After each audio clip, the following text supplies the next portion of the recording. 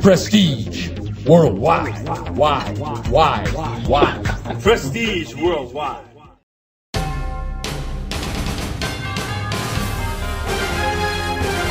Prestige Worldwide welcomes you to the following presentation of the League of Extraordinary Dicks.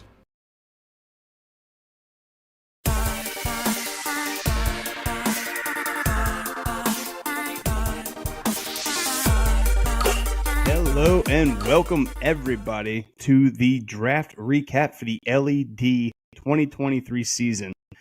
I am here with, obviously, Commissioner Luck. I am Zano, and then Drew over here decided he wanted to stay with us. So he's going to be our third member of this podcast crew. So we're actually excited, very excited to have him. We're just glad that he accepted the offer whenever he got it from us. So, how did you guys feel? How was it good? It was a good seeing everybody. Yeah, it's always good seeing everybody. That's why we go to have the party. That's why we start at 12, is so we can see each other for as long as we possibly can before we start getting too crazy and all kinds of stuff. I had a great time. It was great as always. So always a great day at draft day. I did like the little TikTok that Sarah put out with everybody's arrival times on it. If you haven't seen that, go check that out. That was pretty cool of her to do. That was Sarah Mead's idea. Oh, she texted really? me that morning. Yep. That's pretty cool.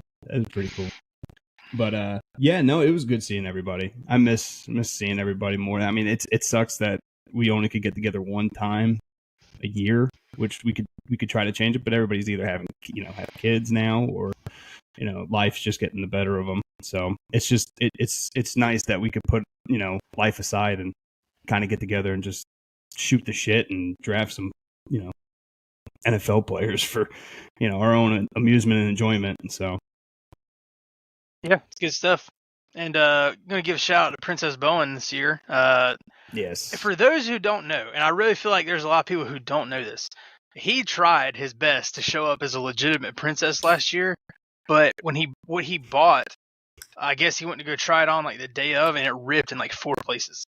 So that's why he showed up in like the witch like spiderweb outfit. That's what his last minute thing. But he brought his aim game this year, I thought. What exactly was he? Well, I guess a fat princess still counts as a princess, right? I was trying to figure that out the whole time he was wearing the suit, and he was sitting next to me, and the whole time we were drafting, he just kept looking at me and going, "Zano, tweak my nipples." I was like, "Bowen." I'm trying to sit here and concentrate a little bit, buddy. I don't need to be tweaking your blow up nips. But no, it was a good time for sure. So, and also I just want to bring this up, and I know Drew sorely is missing this right now because he totally have it, but he doesn't because joke artist. What can I say? That guy. The beers were flowing through beer well. pong tournament.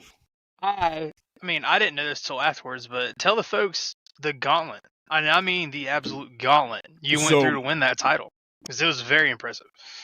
I lost to Jeff originally, right? Mm-hmm. And usually when I lose the first one, I'm just like, fuck it. And I was just like, whatever. And then I ended up playing Jeff's wife. I won, and I was like, okay, well, got one. We're then I had calling to that play a gauntlet? Oh, no, just hold on a second. I had to play Jeff again, right? I had to play Jeff again, and when I played Jeff, I beat Jeff. Then I had Shaq, and we all know that's the defending beer pong champ from last year. So Defending, yeah, and beat him. Played Kellen, who I think Kellen's still partying like it was 2008. So, his beer pong skills are on point. And then I had this little joker over here for 2 straight games, and I ended up beating his ass. So, that guy. So, I had it's a shame Jeff, I choked, but Shaq, Kellen, and played. Drew twice. So, and a lot of people who don't know, we've done it for a couple of years, the draft prep weekend, where at least once or twice during the month of August, we try to get together and just get ready for draft day, right? We're just, it's an excuse to drink beer and play pong and cornhole, and Drew kind of defends his turf every time he's at his house. So that's why I say it was such a big gauntlet, because those are titans of the beer pong tournament in the LED past. Yeah, So for sure. well, congratulations, you jerk. Yeah, man, appreciate it. I'm gonna keep this thing in a nice little I guess shrine in the house. one of these days you'll get on Drew and myself's level and get an LED championship. Well, I have the secondary title, right? That's just as good as the. No, it's not. It's really not. Are you sure about Better that? than a I'm not Princess even Cup, gonna I'll go tell you that. Yeah, I don't need that title. Okay, and we're going to get into that. So the game plan for today's podcast is basically going to recap everything that happened at the draft. That's basically what this one's about. We're not going to look into matchups this week for everybody. We're just going to kind of leave that alone. We'll probably go ahead and review everything after Monday night's games and just kind of talk about the matchups and everything like that afterwards. We're just not going to go into because we have a lot of stuff to cover in this one. So. Yeah, so we're gonna break the draft up into thirds. Zana's gonna take 1 through 4, which would be Kellen, Joe, myself, and Shaq. I'll take the middle portion, which would be Matt, Sarah, Bowen, and Drew. And we don't want Drew to review his own self because he'd probably be super dominant draft. I have good things to say about it. So. And then Drew will finish up. Let's see here. Drew will finish up with Zano. Hmm. Who's this? Can't wait for that one. Got a lot of shit to talk. so Zano, Brendan, Russ, and Jeff. So Yep. Go ahead and tell us your best value pick. I think that's one. See who The did very value well. pick, yes, yeah. So my best value pick of the draft is J.K. Dobbins going to Russ. If Lamar's healthy and he stays healthy this year, he's going to be pretty dominant, and I think he could break through that glass ceiling that he's been kind of teetering with and trying to break that ceiling to become something more elite. But he's just kind of injuries has kind of slowed him down, or with Lamar being injured most of last year, kind of slowed everything down with all that kind of stuff. But I would say that he was the best value pick because he was ranked 38th and Russ picked him with the 59th pick. So I think that was the best value pick on my end. So Drew, who you got?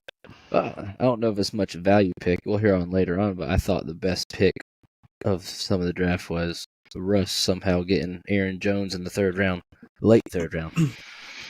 Guy's a stud PPR back. I know he's got A.J. Dillon back there, but he may have A.J. Dillon back there, but old Jordan Love needs a captain check down, and he's going to find Aaron Jones a lot this year, I got a feeling.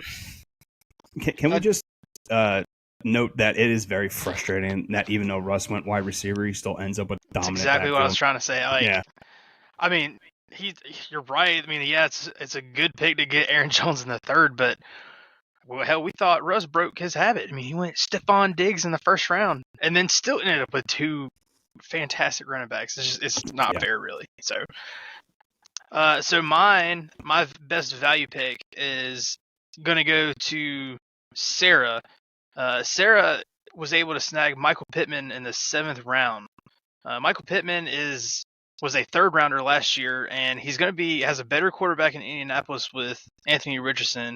He's a clear-cut number 1, and Anthony Richardson's going to be looking his way a lot, so I feel like that's going to be the best deal. So she probably got a starting wide receiver in the 7th round, where most of us are picking maybe our flexes, or you try to grasp at one of these tight ends and hope they do something. But I'm pretty sure, I feel very confident she got her a good starting wide receiver in the 7th round. And he another thing, he went 28th overall last year, which was very high for wide receiver back then. I didn't know he went that high. Yeah, and she snagged him in the 7th this year, and he's got a better quarterback this year. So kudos to Sarah. That's a good pick. Yeah, very good pick. So I'll go ahead and start stretch picks, and I picked myself because I'm pretty sure alcohol had a lot to do with it. I picked Alvin Kamara, and the way they ranked it, he was the 81st overall, and I picked him at 57. So I'm going to go ahead and say that was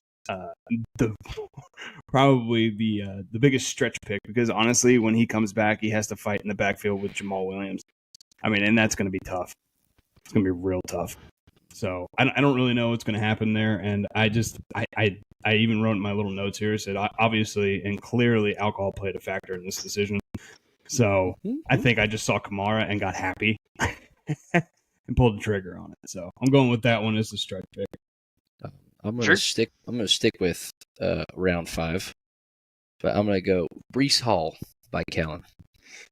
No idea what that backfield's gonna be. Freshly off an ACL injury with Dalvin Cook getting paid almost $10 million a year. There's not enough touches in that backfield going around for number 5 with all the options that was there. That's a stretch pick in my opinion. Could it possibly be a pick to benefit him towards the end of the season? I mean, you're right with the ACL injury. They might just, hey, we're going to go to Dalvin early and often, let Brees heal up, and then down the stretch, because, I mean, the Jets they're going to be pretty formidable this year. I think they got some good talent on the offense. Robert Saleh is a good defensive coach, so he'll have his boys ready to go, but it could be a stretch that pays off for Kellen towards the end of the season. So I guess mine, and I'm just a little bit of a traditionalist, so mine is going to go for Shaq. Shaq taking Patrick Mahomes in the second round. He was going to be right there at the turn. He passed up on Josh Jacobs, thankfully, which is who I ended up taking with the next pick. Joe Mixon was there, and Ramondre Stevenson was there. So he easily could have got Mahomes or Josh Allen on the third if he was going to go quarterback early. So yeah, I mean there's a little bit of a reach. It's still going to end up being a good player for him, but you could have probably got him next round. Yeah. So I think from what I saw, and I'm going to touch on this a lot with Kellen's team. When quarterbacks go, they go, right? And obviously, you have the top 5 guys. So you have like your Mahomes, your Allens, your Jackson, those type players. But then when it became like middle of the pack quarterbacks, there's one, I can't remember exactly. I mean, you might know this, Cody or Drew, honestly, what round it was that I think it was like 4 or 5 straight quarterbacks got taken off the board. I was like, and Kellen was in round 10 or desperate 11. need of a quarterback. It was a 10 or 11. I couldn't remember what it was, and I actually touch on it in the notes that I have on Kellen. So, but I think that kind of, when that happened, I think Kellen just kind of was like, oh shit. You know, like it just kind of hit him, and it was like, was it 10? Round 12. Round 12. It went round to 12. Kirk Cousins, round Daniel 12. Jones. So he waited Kellen that long. Jared Goff. Yep. He waited that long to make a pick on a quarterback. So it's just kind of like, it's weird because this league goes through its leaps and bounds of how we end up playing it. It's either running back heavy, or right now, like it's looking like if it's middle rounds, we're going to have quarterbacks just flying. Yeah, and in defense of Kellen, statistically, quarterbacks, there's not much of a difference between the number 1 and the number 10 quarterback and through a full season. But you know, you said the tried and true strategy of waiting for a quarterback late tends to pay off if you load up on your skill position players. I just didn't like the fact that he ended up with Jared Goff. He's really only got Amon-Ra up there right now. TJ Hawkinson's no longer there. I guess they're going to depend on Jahmyr Gibbs a little bit for the rush offense. So just not a whole lot of weapons for Jared Goff. I have no problem pulling the trigger just a little earlier than that, but because round 10, I think Rodgers went round 9, Rodgers went, Anthony Richardson went, even Geno Smith went a little bit. So could have pulled the trigger a little bit earlier, but that's the tried and true strategy of waiting on a quarterback. I know that's one of Russ's favorite things to do is he loads up on his skill position players and then goes to his quarterback late. His boy Matt Ryan back in the day got into a lot of playoff games. So, what did Russ do this year for quarterback? Russ went Deshaun Watson in the 7th. Okay, so he actually went after somebody because that's not typical Russ because that was like the 6th round, 7th round, 7th round. Like that. 7th round, yeah. So that's a little uncharacteristic. I mean, the hell, Russ's draft was a little uncharacteristic, but he still manages to probably pull off one of the better teams I've seen. So, but yeah, I'll go ahead and if you want me to, I'll jump right into numero uno. This will be our Kellen. team analysis. So, this is Zana's going to have his little commentary on picks 1 through 4, or excuse me, teams 1 through 4. Yeah. So I'm going to go ahead and start with Kellen. I went with Kellen's best overall selection. I don't think this is any argument here. It's Justin Jefferson. If he would have went anywhere else here at 1, the only other person I could have made an argument for was CMC, but given his track record with injuries, I think it was safe for him to just go ahead and get Justin Jefferson right off the board. I think his worst overall selection, which is what we've already talked about and touched on, with Jared Goff, he couldn't control what happened in the 12th. It just kind of fell apart for him. Basically, what I got here is that maybe he'll be able to unload some of that wide receiver depth or something like that just to help fix the issue at quarterback. He's going to have to do something because I don't see Jared Goff taking him deep in the playoffs if he makes playoffs. His biggest steal to me, and I don't think this guy gets a lot of credit for being the player that he is Terry McLaurin. If Sam Howell lives up to the potential and the hype that he's been given, McLaurin could have a nice rebound season. I think the quarterback play over the last couple seasons has been really shoddy, but he's still been able to make plays out in space. So I think McLaurin will be a pretty good steal for Kellen's team. And his bust, Drew already touched on this, I think it's Breece Hall. I really do. I think just because, you signed Dalvin Cook for the $10 million or whatever he ended up signing for. He's coming off an ACL injury. There's no telling what kind of running back you're going to get in return. And it's good for him right now to come back into a backfield that he can take his time getting back into the field of things. But in fantasy, that does not help at all. Breece Hall can be a bust really quickly if he doesn't start hot and stay hot, especially if Cook starts doing what Cook does. We've all seen it in Minnesota. If he can do it with the Jets, Breece Hall might be sitting behind Dalvin Cook. We don't know what will happen there. Overall, I think Kellen had a good team. He was smart for what he did at 1. The team that he put together is pretty good. Quarterback position is probably my biggest glaring weakness with his team. But I still have him going over 500 and going 8-6 for the season. Wow, you took it to record projections. Oh yeah, I got him at 8-6 for the season. Well, that's impressive.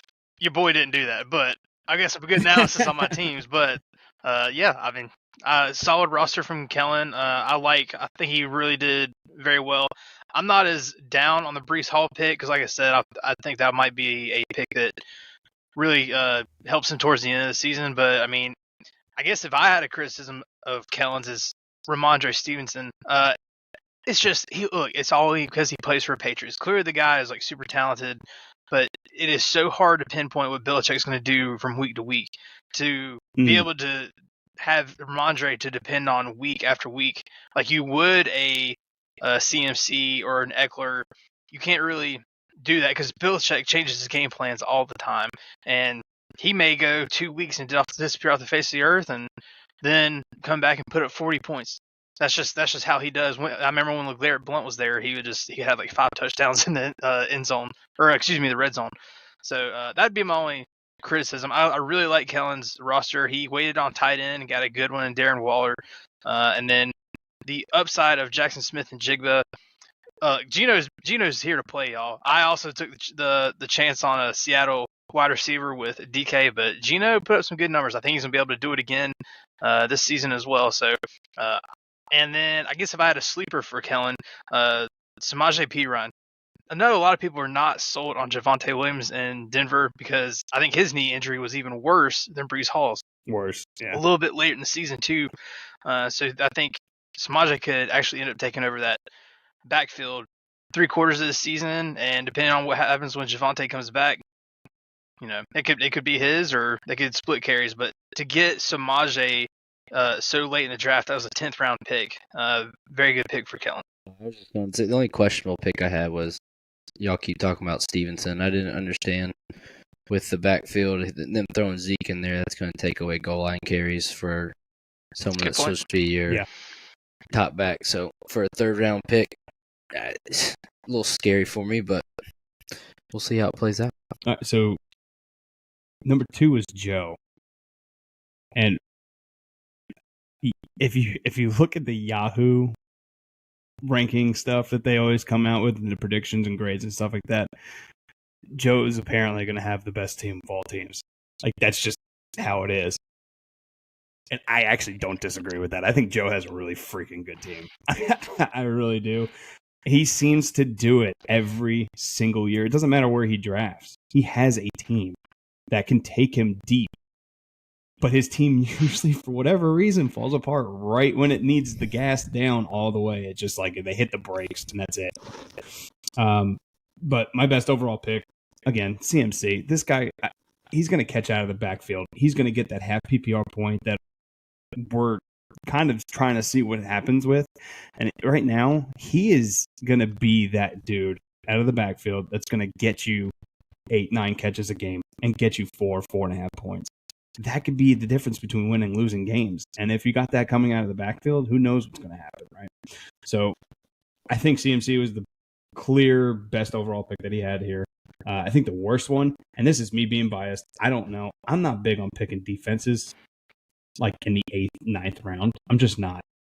And Joe did that with the 49ers.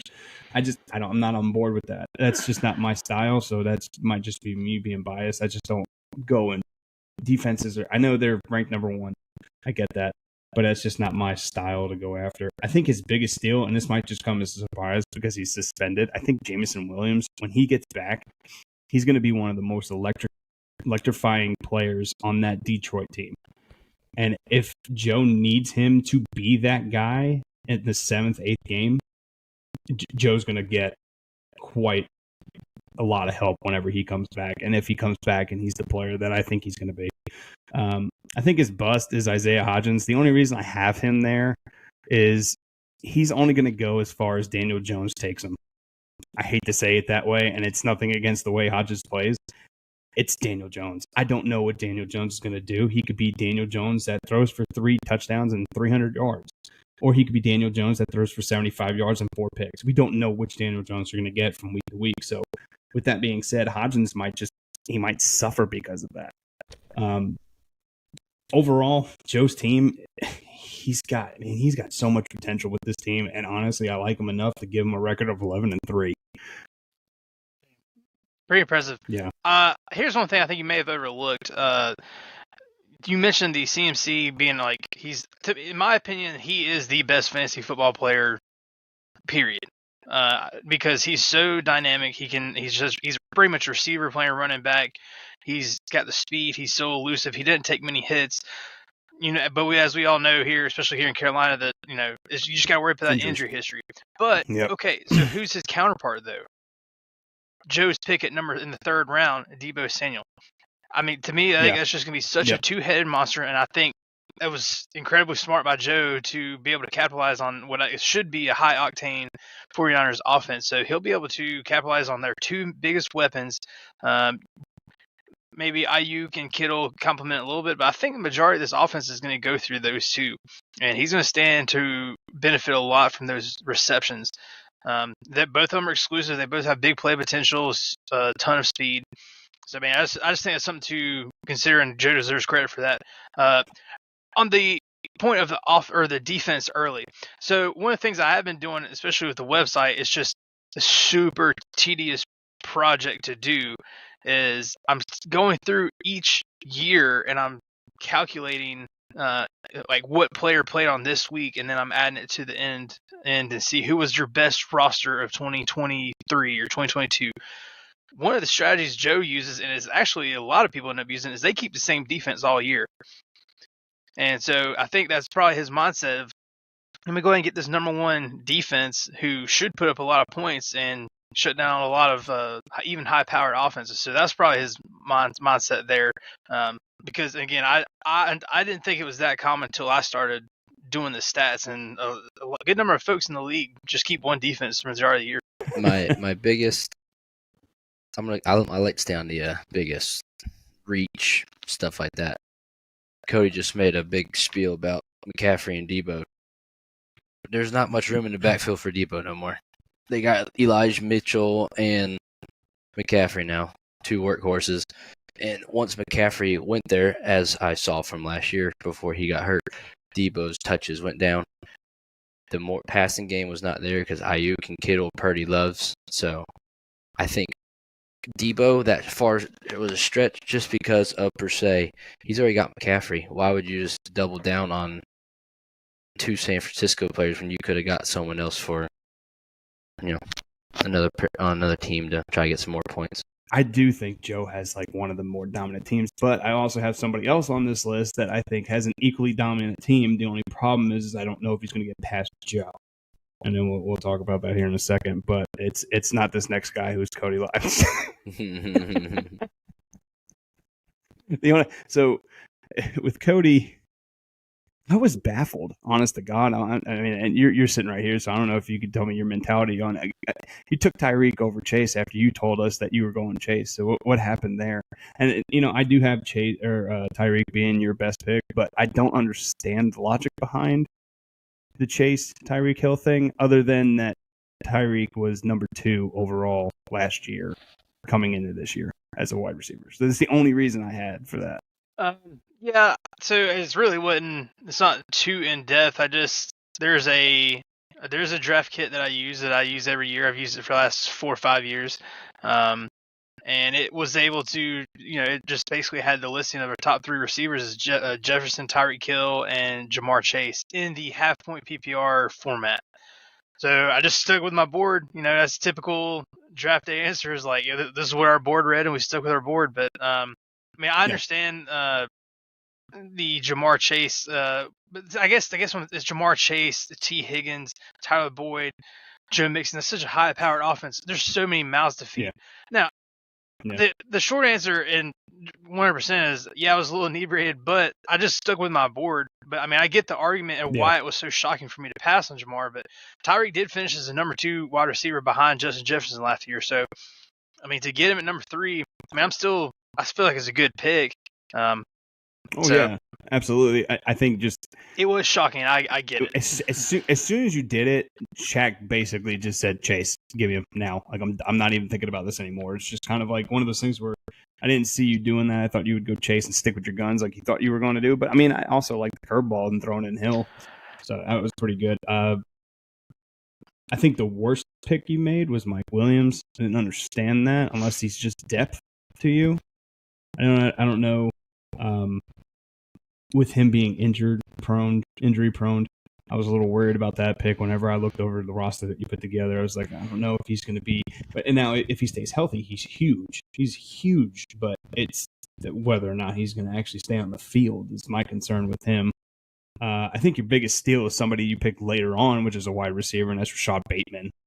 I think Rashad Bateman could be huge and very dominant for you as long as him and Lamar get on the same page and they both stay healthy throughout the year.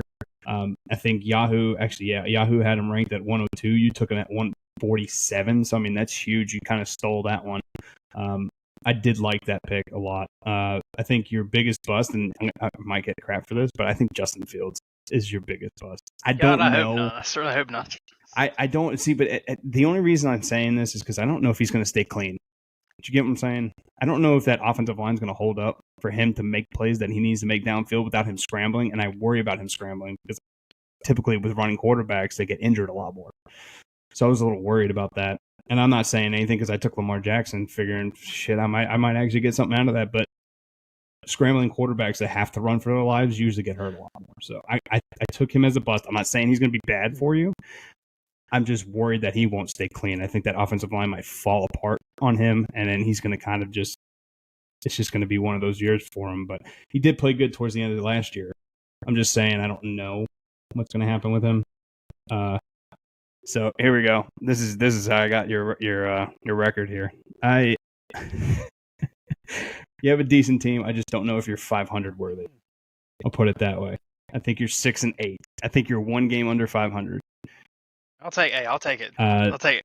Yeah, I think you're 6-8. But the other reason too is all three of us play in the same division. So if I gave you anything that was like 9-6 or whatever the hell it would be, I'd probably kick my own butt. But but I say 6-8. I don't think your team's bad, and I think there's if Justin Fields proves me wrong and he becomes very dominant and he can, that offensive line keep him clean, you very well could be 8-6, 9-5, very, very easily. It's just depending on whether or not that quarterback stays upright. I'll take it. I'm gonna stick on my biggest bust or reach pick. The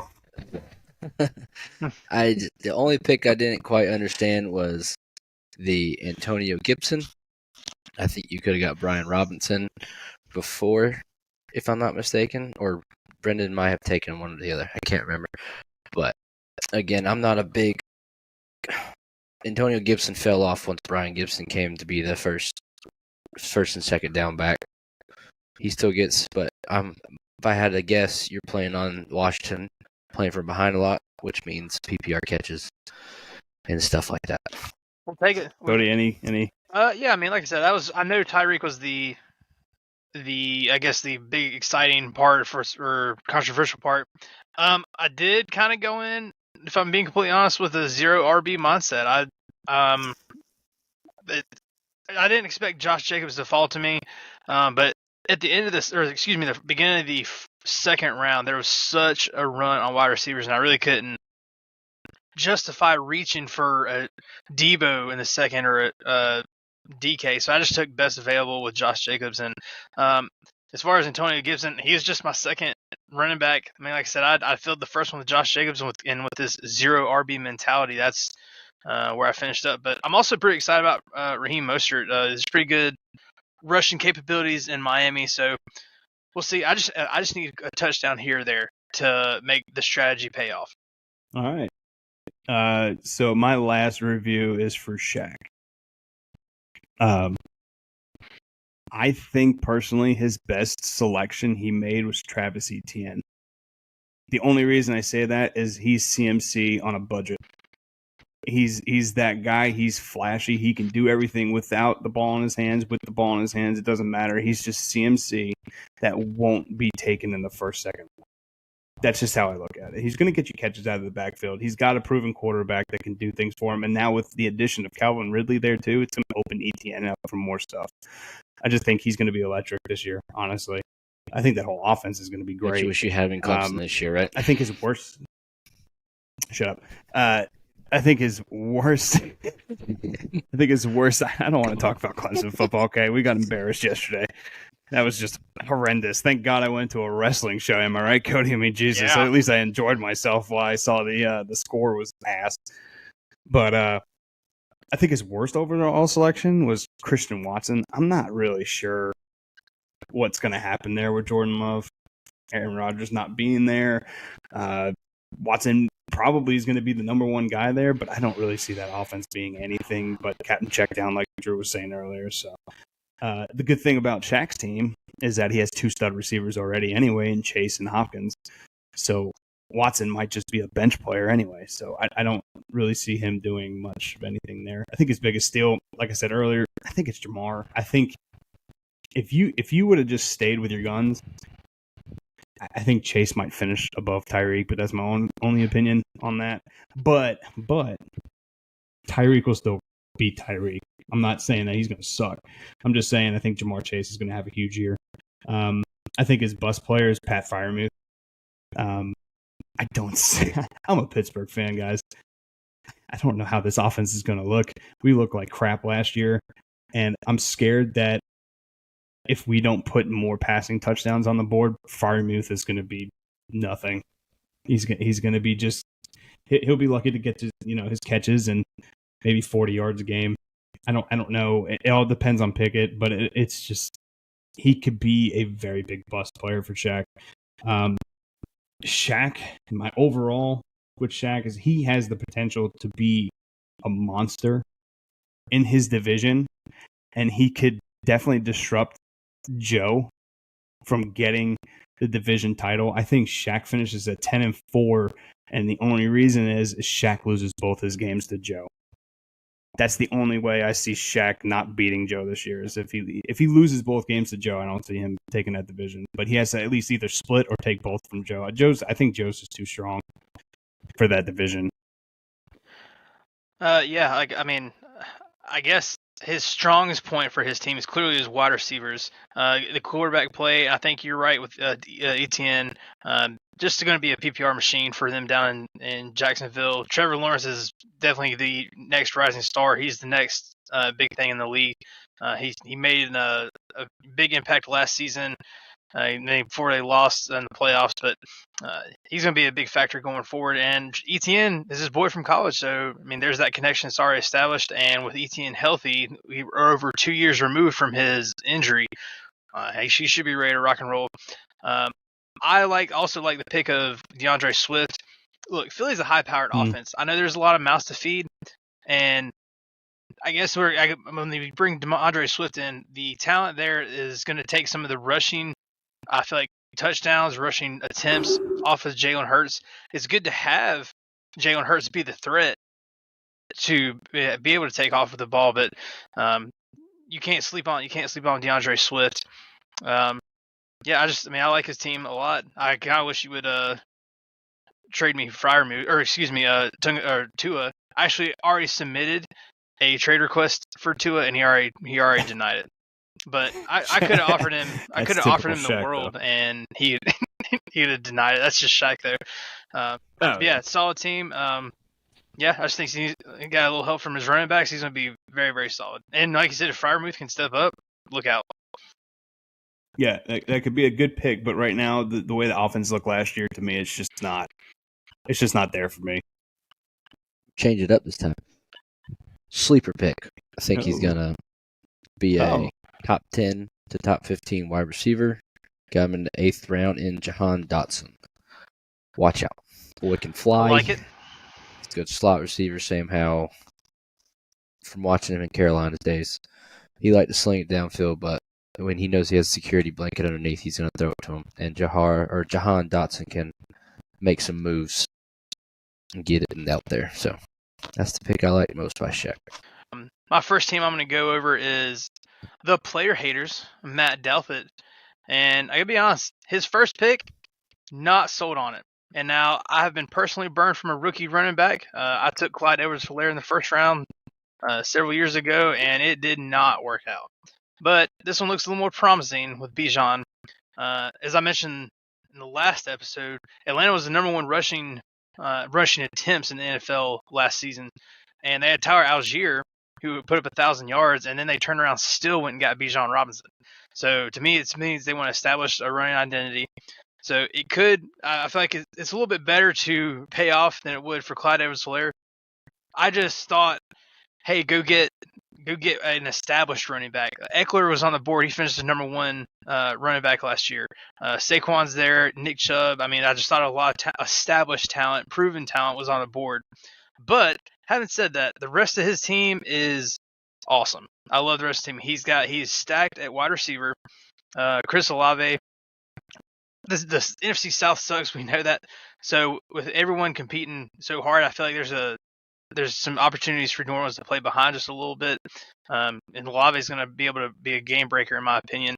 Jalen Waddle, if we had PPR in the L.E.D about 3 years ago, he would have been easily the top 3 or 5 wide receivers just because he has so many receptions. Absolutely dominant. So that's going to be a big point for him. And then his running backs, he got Bijan, Cam Akers, and then turned around and got Zach Charbonnet, a rookie in Seattle with huge potential. I really just like his team top to bottom, and he's my early favorite in the apparel division to take it home, just from what we're looking at here. His running backs scare me. His wide receivers look fantastic, but when you're trying to rely on Cam Akers and then you got Tyler Algier, who was a 1,000-yard rusher last year, along with Cordell Patterson back there, you're fighting. I get he's a first-round pick, but you're fighting. And it's going to be – it might, in the end, stay, mid-season, they might start switching to Bijan, but early on, I'm just not sure. His running back, Cam Akers, he was a hit at the end of the year. Got in trouble, or got in arguments. He doesn't have a solid running back. His running backs scare me. And I think that's probably why he drafted Algier so late, just in case Robinson doesn't pan out. Yeah, I was when I looked over his team, 4th round Cam Akers. Cam Akers scares me. Because, I had him for a little bit on my team last year, and I think you ended up having him towards the end of the season. End of year, he played great, but his first game where he was supposed to be the number one guy, he put up 0 points for you. Scared It scares me. But then again, you never know with that Rams offense. You don't know if hell we're still waiting to see what's going on with Stafford. Is his elbow okay? Like, are we going to have a potential downfall of that Rams, unbeatable offense, or are we going to go ahead and still have the same Sean McVay type offense? Or, I just worry about Cam Akers. I just don't know what he's going to bring to the table. But overall, like Drew said, his wide receivers are amazing. I think he's going to do good things with them. I just don't know about his second running back spot. The B.J. Robinson pick, again, Sarah. You remember when Sarah took Saquon when he was a rookie, Mm-hmm.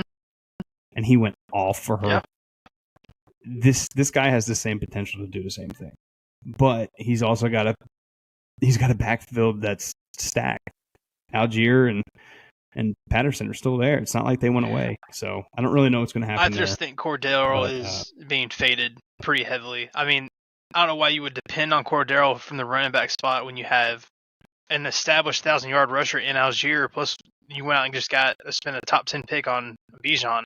I would fade Cordero out of that backfield pretty heavily. So, I mean, if you're just competing with Tyler Algier, I think that's still pretty solid. And he ended good on Matt for picking up both of them. So, if anything happens to Bijan, he's already set, ready to go. And like I said, the number one rushing attempt offense. So, and then finally, just real quick, I would really love the potential of Zay Flowers. I really wanted Zay Flowers personally in the draft, and he took it just a couple picks before me. Just explosive. He's in the preseason. He's already putting up huge, long touchdown runs. And I also like Romeo Dobbs as well. We saw a lot of potential from him in the preseason last year when Rodgers was still there. They just couldn't get on the same page in Green Bay. But I'm sure Jordan Love's already looking his way. So that could be a big time sleeper for Matt. Yep. I didn't have a record position. I don't know. I do feel like Matt's probably going to be, just from what I'm looking at, I feel like let's go on. He's going to be the favorite in the apparel division. So next we're going to talk about the old Chicken Little flea flicker. And Sarah Meads dealt some devastating news today. ACL's intact as of now. That's good. So Travis Kelce, number one pick, which we all saw coming from a mile away. She walked in with with the shirt that said, "Take the guy with the best beard," and we all knew it was coming. She can say she did it because that's who is the best player. We all knew it was coming. But I think as in the 7th spot, I think this was a good time to take Kelce.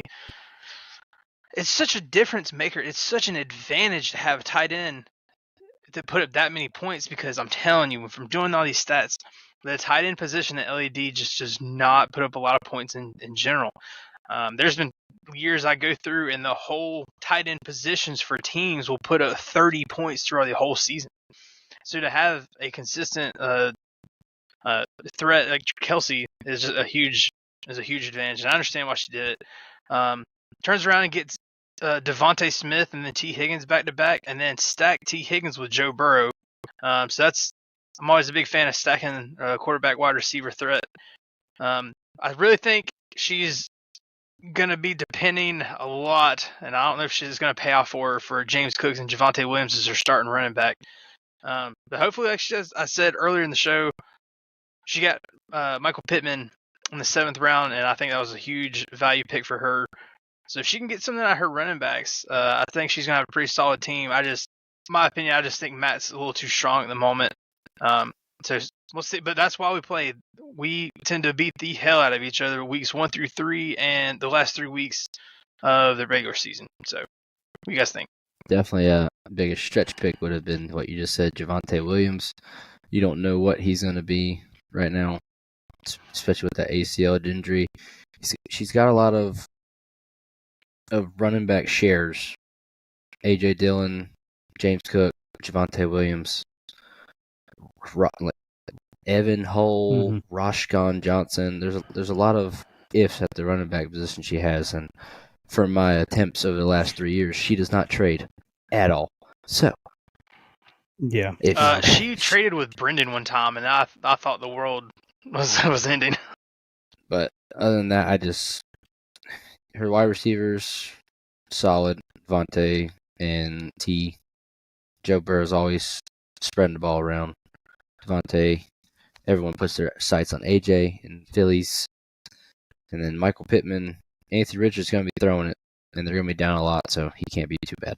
Yeah, I just think she has too many unproven running backs, and that could be a make or break thing.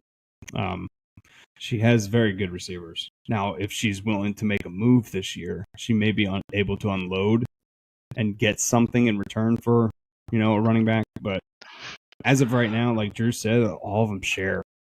They all share carries with somebody else on their roster. So unless, I can see James Cook just becoming that number one guy in Buffalo, but he's going to have to. It's almost like he's got to want it. You know what I mean? Like, it's just one of those things. Like, everybody on her roster right now, running back wise, all share. And to me, right now, they're not proven enough to say that they're going to be solid for her. Yeah, like I said, I fully agree on the running back situation. She can just get a little bit from him. She'll be able to make some noise. I just feel like Matt Zool is the one to beat in the apparel division. So this next one pains me a little bit. So we're moving on to the happy little trees. My LED rival. And guys, I got to tell you, this team is stacked. I love him. I love him from top to bottom. So the first overall pick, or first round pick, is Austin Eckler, the number one running back from last season. He turned around and sacked that with A.J. Brown and Jalen Hurts. And Drew, I know you know the benefit of that particular combination.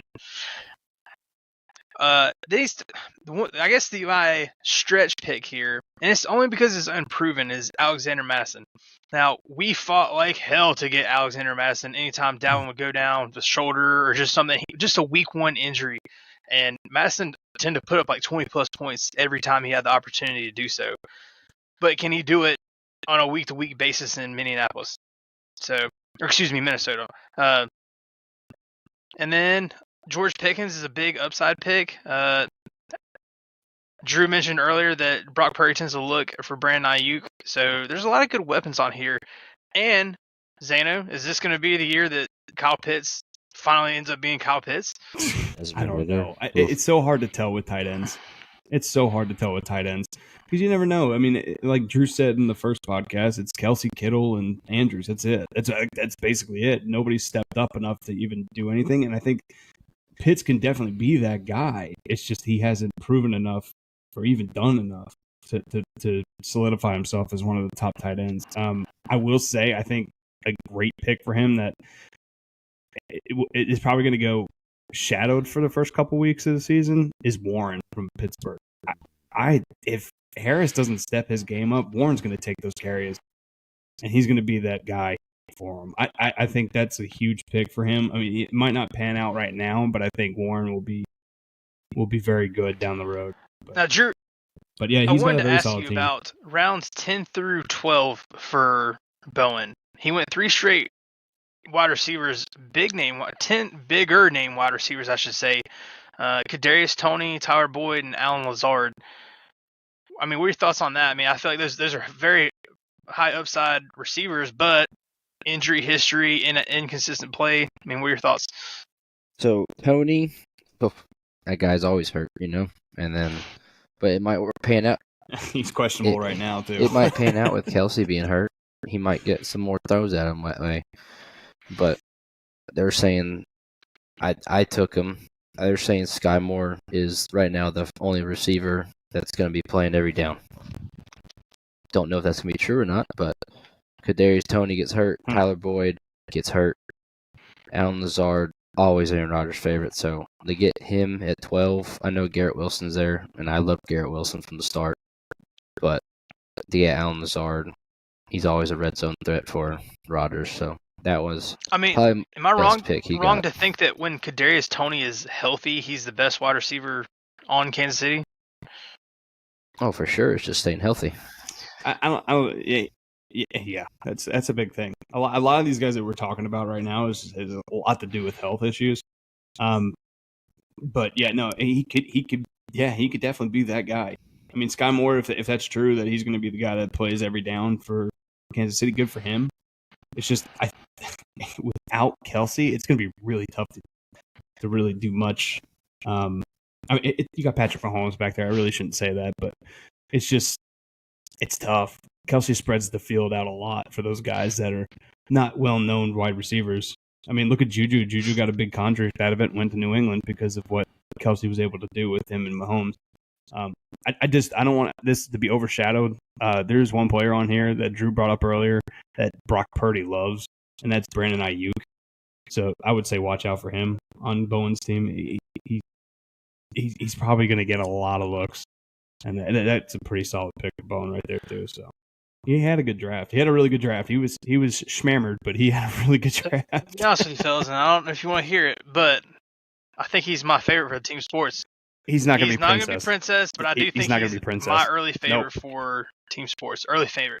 Unless he somehow just has a management disaster between now and the end of the season, I think he's an early season or preseason's favorite. I should be. I mean, that's just a absolutely complete roster up and down. I don't want to hear it. Finally, he's got a good let's team. Get to Sir Drew Riley. This is the one I've been waiting on. Every pick he made sucks. No, I don't think so at all. I'll tell you right now, though, we got to get out of the way because when I did it years ago, I got absolutely roasted. But my man took the first kicker of the draft in round 10 with the GOAT, Justin Tucker. That's the only big criticism I had. I was like, most people waited till the last round to take their kickers. But down 50-yarder, no big deal. Hey. And like I mentioned earlier, people tend to hold on to the same kicker every year. They'll switch their kicker out for their bye week and then bring them right back the next week. So that's how you get a very high-scoring kicker on your all-time team. So I do like Saquon, number one. This potential Saquon, he's so good when he's healthy, and if they continue to run the offense through him, he's going to put up big numbers. And I think Brian Daboll being there is going to continues to be a benefit for him. Because the threat of him on the field, were you going to key on Saquon and then let Daniel Jones shred you? Can't do it. You're gonna have to respect Saquon and respect Daniel Jones' ability. Turn around, got CeeDee Lamb. I like CeeDee. I just am interested to see how Dallas is going to look without Kellen Moore, and that's one of the reasons I'm excited about Chargers and Mike Williams is because Kellen Moore is there. So Dallas obviously did not win anything major, but their offense was always pretty high octane. Sprog me through the Calvin Ridley pick because he's been out of football for over a year. The potential is through the roof. I mean, he could walk on the field day one in Jacksonville and just be absolutely dominant. But he's been out of football for a year, and I think you should expect a little bit of rust. I think I've watched some clips. I watched some training clips. The way that guy is bursting off the field right now, off the get, I think he's out to something to prove. I think he's pissed off. I think he's ready to have a monster year. Yeah. Now, would you bet on him having a monster year? That one. I'm banking on Calvin Ridley. That's a smart joke. Yeah, it's just, I see what you did now. I'm banking on Get this Calvin guy out of here. From what? 3 years ago, 1,400-yard receiver. Mm-hmm. I'm thinking there. I will say when we're sitting next to Drew and I draft historically right next to each other every year, and when he said Calvin Ridley, I wanted to punch him in the balls because I was so excited. It was like, oh, Calvin Ridley's going to come back to me in the way, and then he's like, oh, it's Calvin Ridley. I was like, dang it! But no, that's probably my favorite pick he made. I just think the potential is there. I mean, look what he did with Matt Ryan before he left and went to Indy.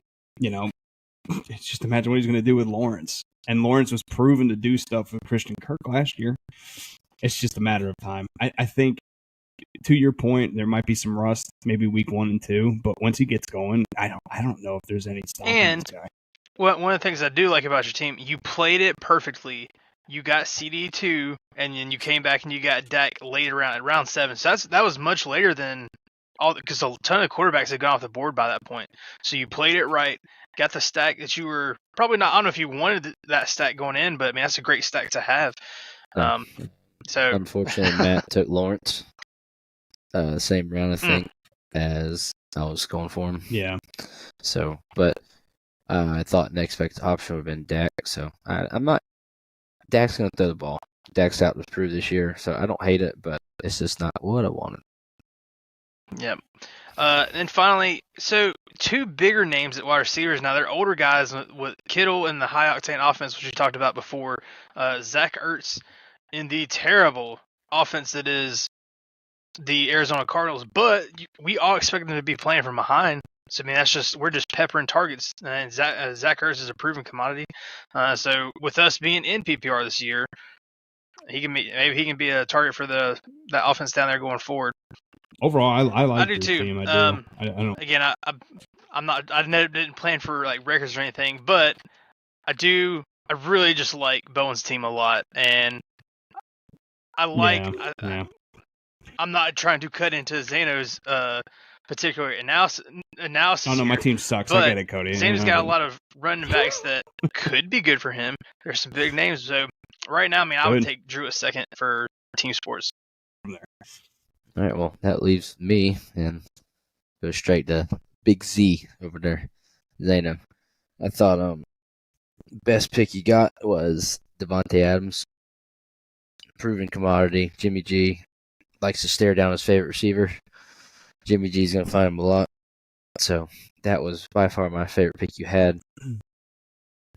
Talked about it once or twice today already. Your worst pick to me was Kamara. Very early, suspended, and Jamal Williams. You don't get 20 touchdowns on the goal line, or however many he had last year with Detroit, and not expect him to get back in that red zone options with him. So that was that. I thought your biggest steal was Cooper Kupp. I know he's got a hamstring injury, but you got someone who's, again, Stafford stares down that man. It doesn't matter if he's got three people around him. He's finding that ball in that hole somehow, and he's getting 10 to 12 targets a game. Along with that, I think biggest bust potential is Cooper Kupp or JT. I actually agree with that 100%. If Cooper Kupp, I did surround myself with a lot of bust if Cooper players, Kupp possibly, so. can't find this hamstring and it just keeps annoying him, for to spend a first round pick on someone you might not see in the field a lot hurts. And then Jonathan Taylor, the Colts organization is the only reason why I put him on the bust potential, because I think the Colts have screwed that man, and I think he doesn't want to play for that organization no more. So if he sees the field this year, I'd be shocked. So yeah, I agree with Drew 100%. Cooper Kupp is such a boom or bust player here. I mean, if he's able to come back, I mean, okay, we'll give him a week 1 off. If he's able to come back week 2 or 3 healthy, he's going to be absolutely huge for you. But if this is a prolonged injury and it's going to be half a season and quarter season, something like that, who's your next depth behind that? We're going to drop all the way down to Juju Smith. Juju Smith is your next wide receiver on the board, followed by Adam Thielen, which I do personally, being biased, I think is a good pick, Carolina. But not a lot of solid wide receiver depth. I do actually really like your Jonathan Taylor pick, just because of the value for it. I mean, he can hold out all he wants. At some point, he's going to end up losing too much money. I think he'll suck it up and play the season. Because I just don't think they're going to be able to trade him. But to get him that late, I mean, that was the number 1 overall pick last year. And you got him in the 6th round? 6th round? Fifth. I mean, that's a crazy value. Just for the potential of it. He seems, by all accounts, he's healthy. The ankle is healthy. Trust me, I should know, because I couldn't trade him last year because of that ankle. But, yeah, I think that's an absolute great value. I understand the risk there, too. But, I mean, just imagine if he comes back, he starts playing, and starts being Jonathan Taylor again. You have a huge steal there.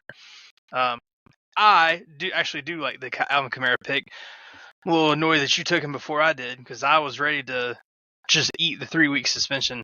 I think that's still his backfield. I think he's more familiar with the system. Drew's right with he might get some goal line carries taken away from Jamal Williams, but that's still his backfield. I still think he's number 1 running back in that backfield.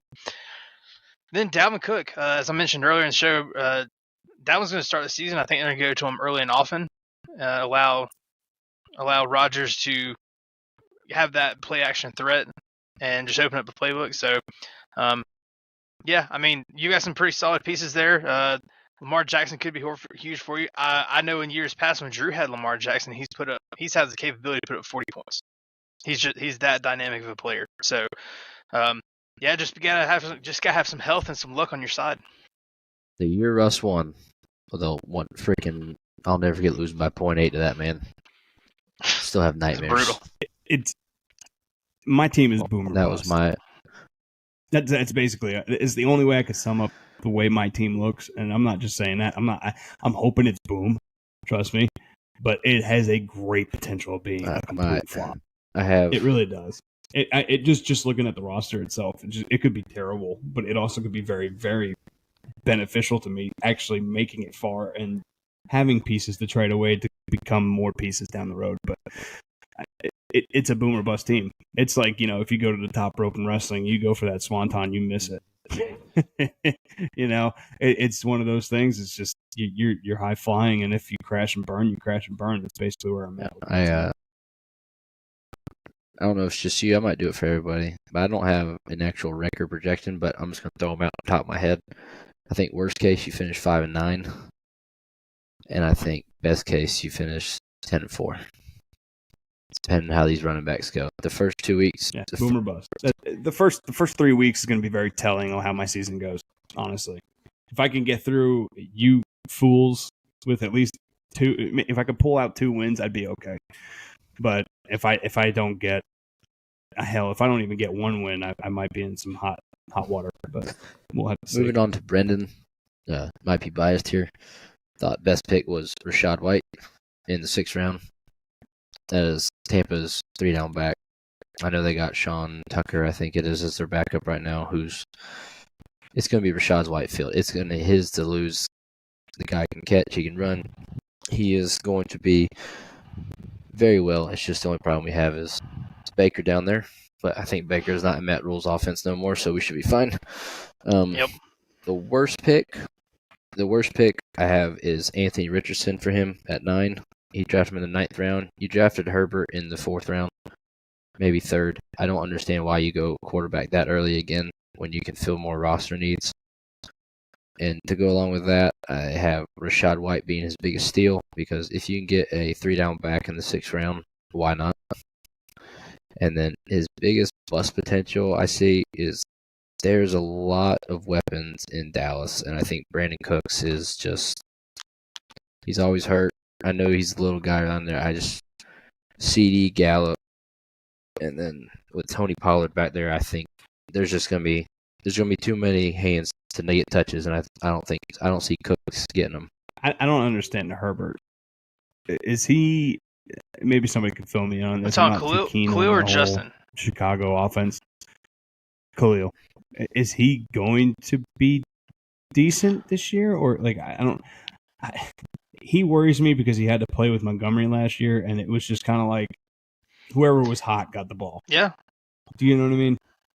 And now he doesn't have that security blanket of Montgomery back there, so I don't know how good Herbert's going to end up being. But then again, I'm not really sure about what their running back situation is. This might be a similar situation to what was in Dallas. I mean, Zeke was the established guy, like Dave Montgomery was in Chicago, and then Tony Pollard came along, and he's just a more younger and more explosive player.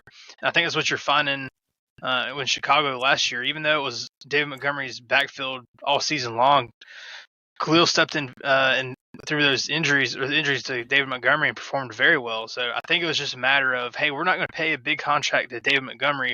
We've already got a younger guy, a more explosive guy on our roster, so we're just going to keep him. So, I mean, he's definitely got some explosive potential, but can he do it on a consistent basis?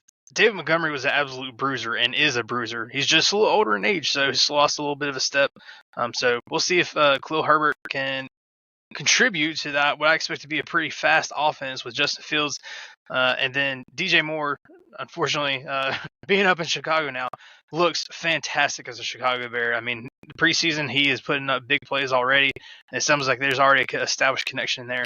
So I say that to say Khalil could be a huge threat for play action. And then if everybody's going to respect the passing game from Justin Fields, I think Khalil Herbert could really benefit from that.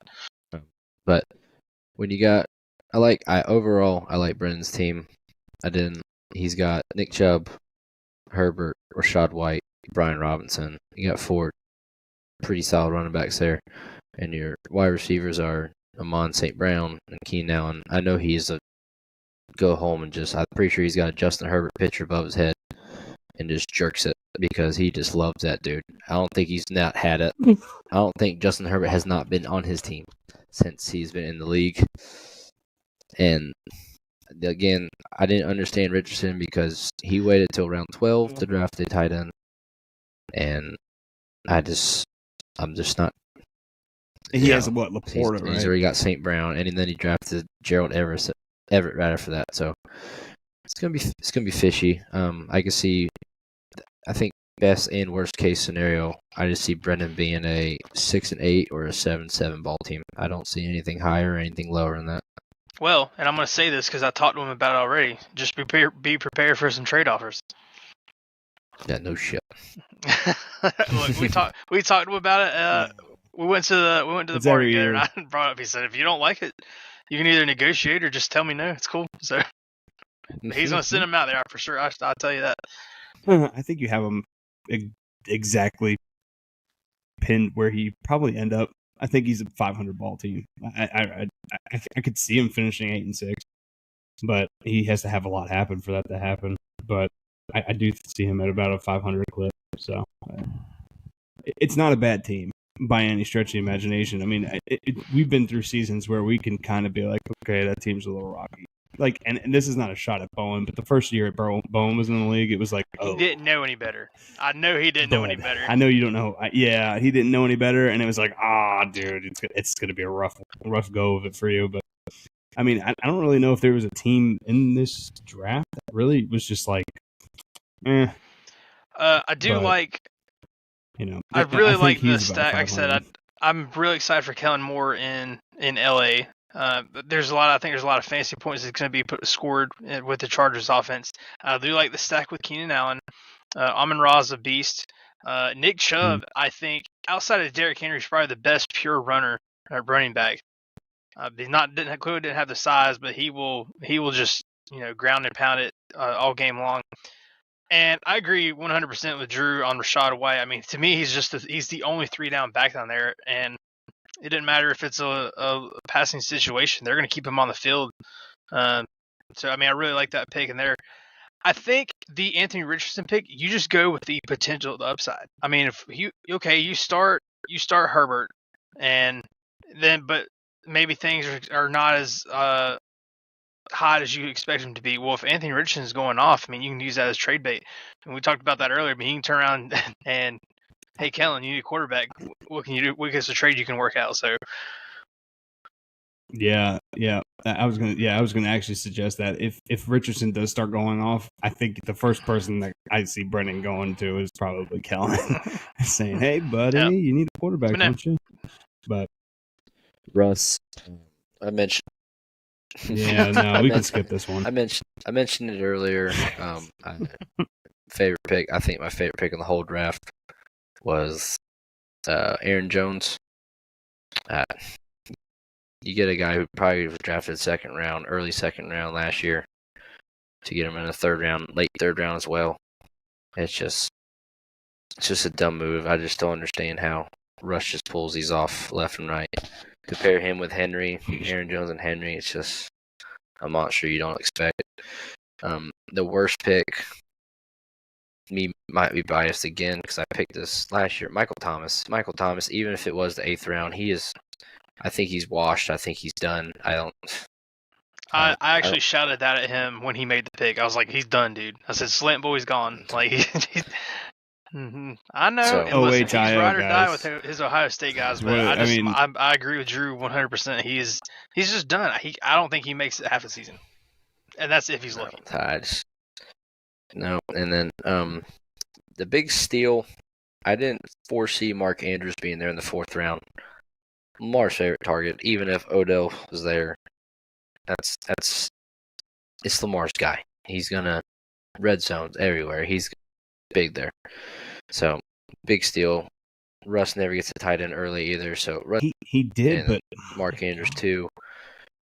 I know Zano loved him earlier in the show. biggest bust potential to me is J.K. Dobbins. That running back room is they never keep it all. It doesn't even matter. It's the hot hand, and whoever's that hot hand that day is just going to be there. But that's why he's not really worried about it, I don't think, because he's got Aaron Jones and Derrick Henry.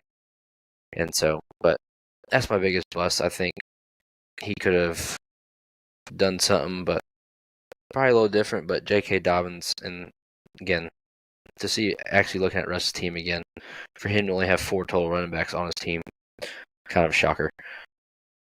But I love Diggs. I thought Zane was going to take Diggs, truthfully, even though Cooper Kupp was there. Yeah. And so, but then he's got Godwin, which is going to be Baker's check down. He's got Deshaun, who's looked great in the preseason. All in all, I like Russ's team. It's amazing to me how he does it every year. It really is. There's to me the only. It's not even a glaring weakness. It's just something that I would try to maybe bolster up is his wideout position. That's timing. And it's not even really saying that he has to do that. It's just I don't know if I see anything on here that makes me go, oh well, that's going to be an issue. Like I just don't see it being. It's Russ, and it's scary because who wants to see that guy win another title? I know sure as hell I don't. I mean, come on. I kind of want one of those. Russ can stop being a hog because I don't need him doing that again. So I think he's actually got 2 very sneaky good picks very late. I think Elijah Moore is going to end up being the Cleveland's equivalent of T. Higgins. I mean, Amari Cooper is going to be obviously the established number 1, but I've heard incredible things about Elijah Moore just coming in and dominating training camp in the preseason, and there could be an early connection with him and Deshaun pretty early in the season. I think that's just going to be a very underrated connection between those two. And then we talked earlier about James Cook, or is he going to be the guy in Buffalo? He was able to snap Damian Harris in the 13th round. And honestly, Damian Harris could be the number 1. I know Cook has got the most upside, but Damian Harris could be the day 1 starter. And I know in New England he was my favorite for the goal line carries. So I mean, I think that's a sneaky good pick for both of them. The upside of Jordan Addison in Minnesota to be the Adam Thielen replacement, because in my viewpoint, okay, you can only double team Justin Jefferson so much before Jordan Addison starts burning you, or Tyler Hawkinson or TJ Hawkinson starts burning you. So you're gonna have to respect the offense as a whole. So I think that could be also a very good one. So 2 very solid number 2 wide receivers, as well as a potential number 1 wide receiver, and those are late round picks. So I think there's a very sneaky good picks for Russ. Right, I'd have Russ. I don't want to project Russ being good, so I'm just going to project Russ being 5-9. Suck it, Russ. Yeah, I was going to say 3-11. I know y'all. I think Zano just mentioned it not too long ago. He didn't think he saw a clear cut team that just didn't think was it. I think we have possibly the princess this year in Jeff Hamrick. His team is a little shaky to me. Okay. His best pick for me is Garrett Wilson. That was my pick. That was my go-to pick. That's who I wanted but I couldn't jump on him when Saquon was still there. So I love Garrett Wilson. I think he's going to do pretty good things with Rodgers down there. Worst pick, Jerry Jeudy. For him to still be relevant, I know he was from Bama. I know he did good things in Bama, but he hasn't done much in the NFL at all. And it's just always hurt or something. And then, to me, Jerry Jeudy's just not the guy. I think it was round 7. Yeah, round 7 where you drafted him. I'm just not feeling it. Biggest steal for PPR purposes, Deontay Johnson. Guy's going to get his touches. He might not score the touchdowns, but he's going to get the half points. Yeah. And then biggest bust, his tight end, Dalton Kincaid. If that's who he's wanting to be his day 1, they still have, what's his name, Dawson Knox there. And so he's proven that Josh Allen loves Dawson Knox. And so, unless he's just going off I can't pronounce that dude's last name, Okonkwo, hoping him in Tennessee's going to work out, but I just don't see Jeff's team at all. Rodgers hasn't done much fantasy-wise of late.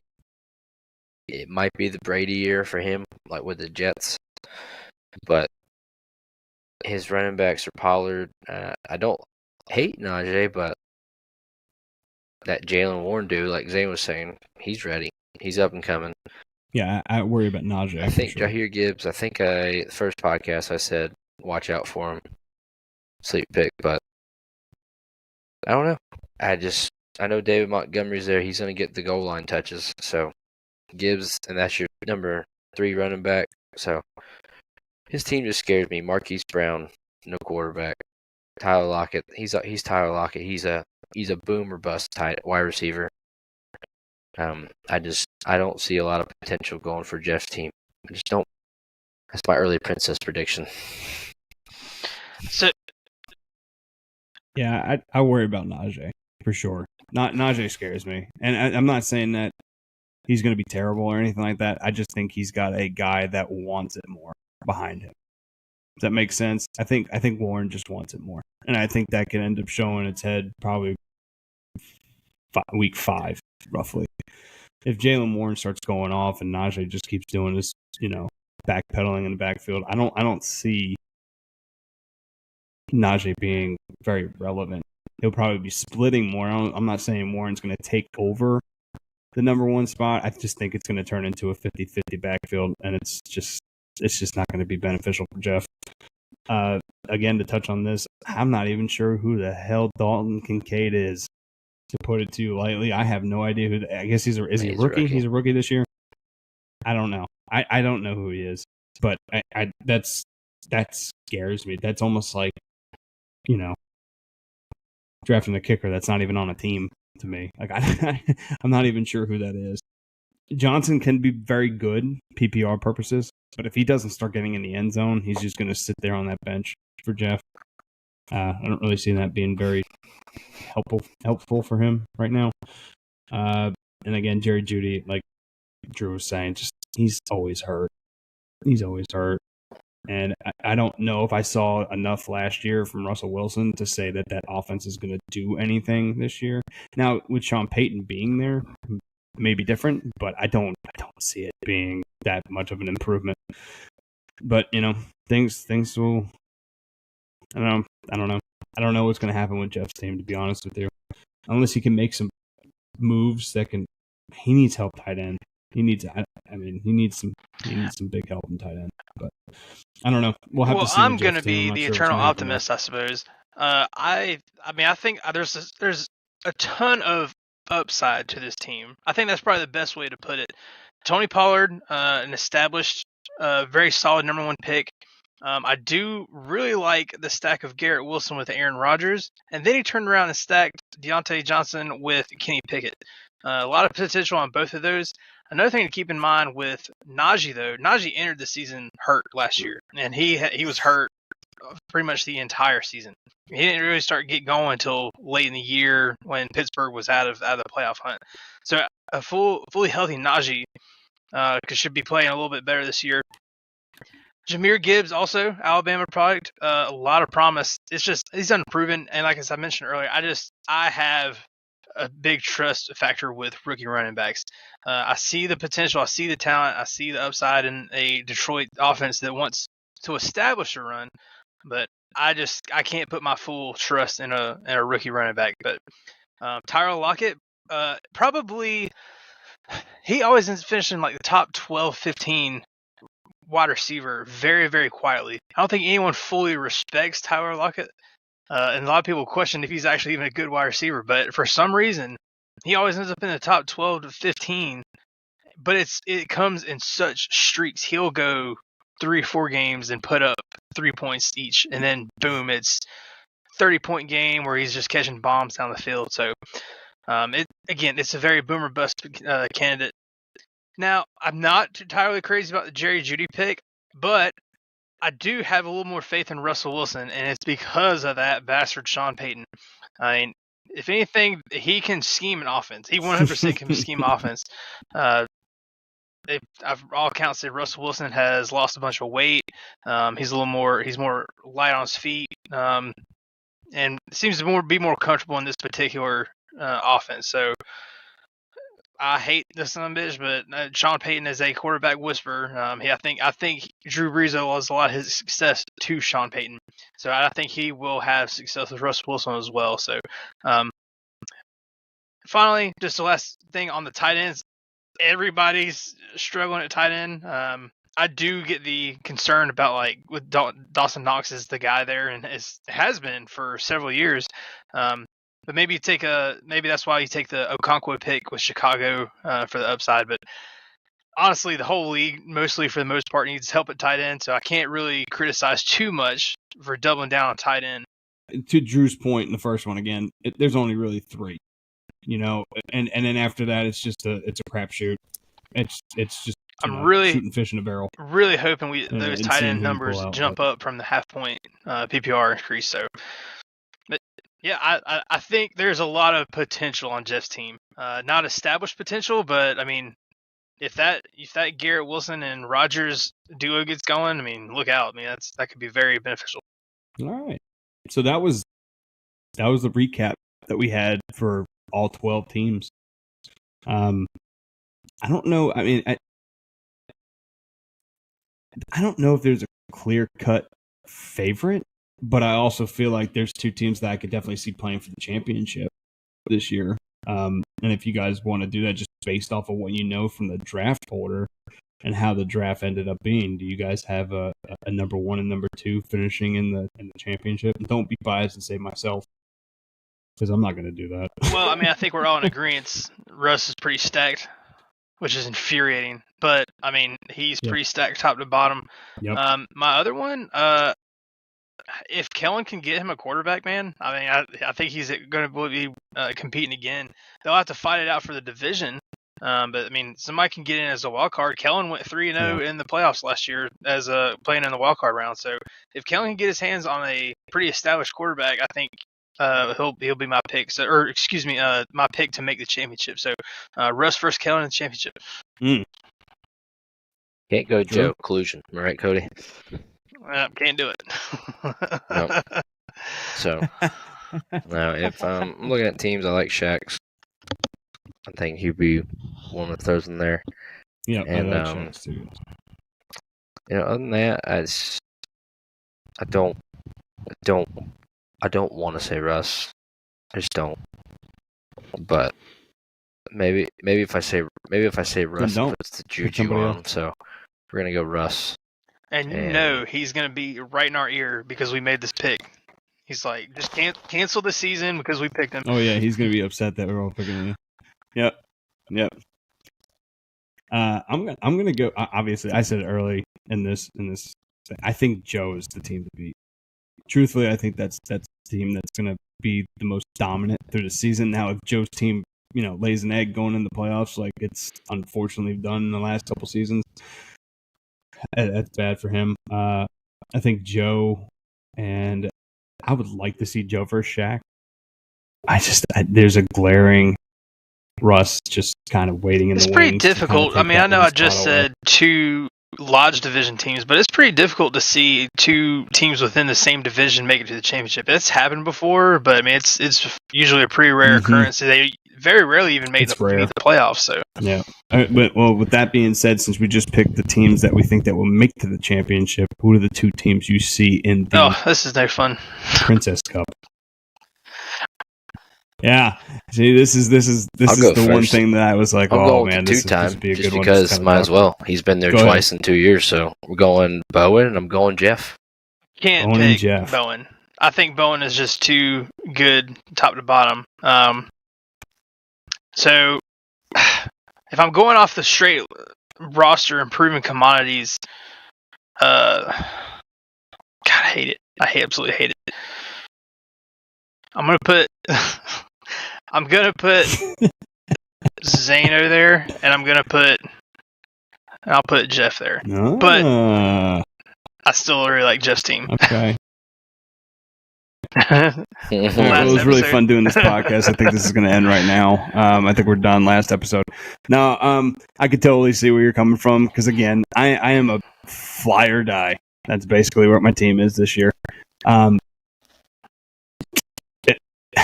guess we're all going to be consensus on I can't wait for Jeff. this man to shove a championship right in our throat. Yeah. I see Jeff, and I'm just going to go out with, and I'm going to say Matt.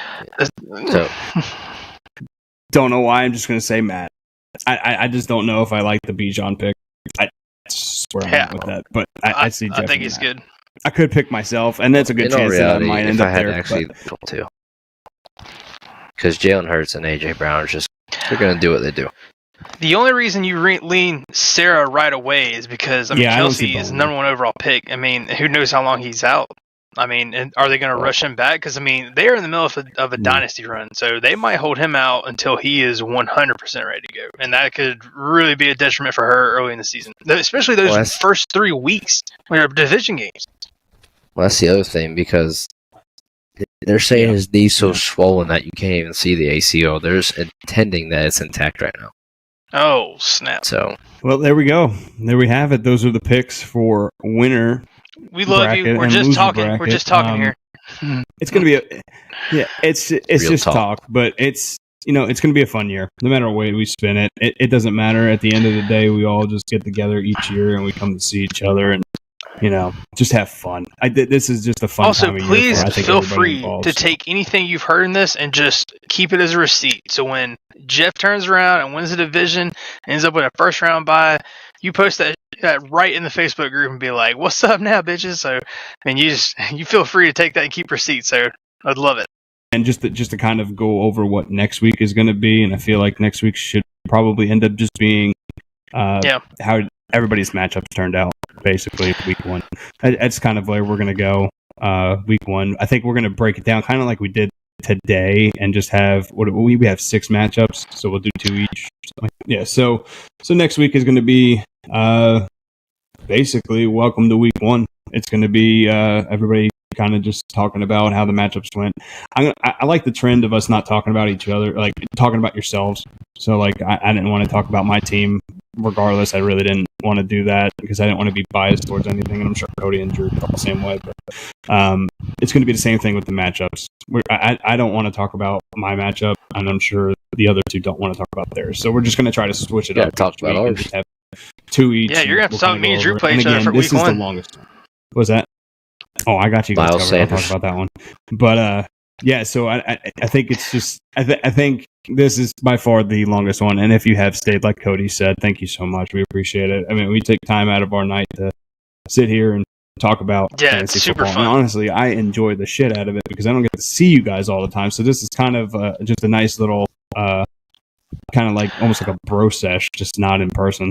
Also, I spoke to several of you at the draft glad about coming on the podcast, and we'd love to do that. Like, we'd love to we'll just have you call in. We'll share the link with you, and you just use your phone and join us this way. So we'd love to have you on, and if you want to jump on one week or another, just let us know. If not, we'll probably be reaching out to you. So that's all I got for tonight.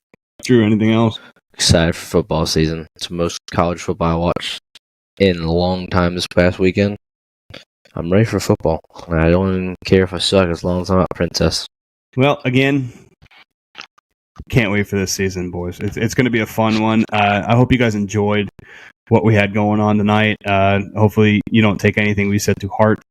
It's just all in good fun, and this is just our honest opinions on what we thought, and it's nothing against anybody's drafting. It's just how we see things. But we appreciate you staying with us and having us probably in the background or whatever the hell you're doing because it's an hour and a half long. But we appreciate it, and again, we'll see you guys next week with a recap of week 1.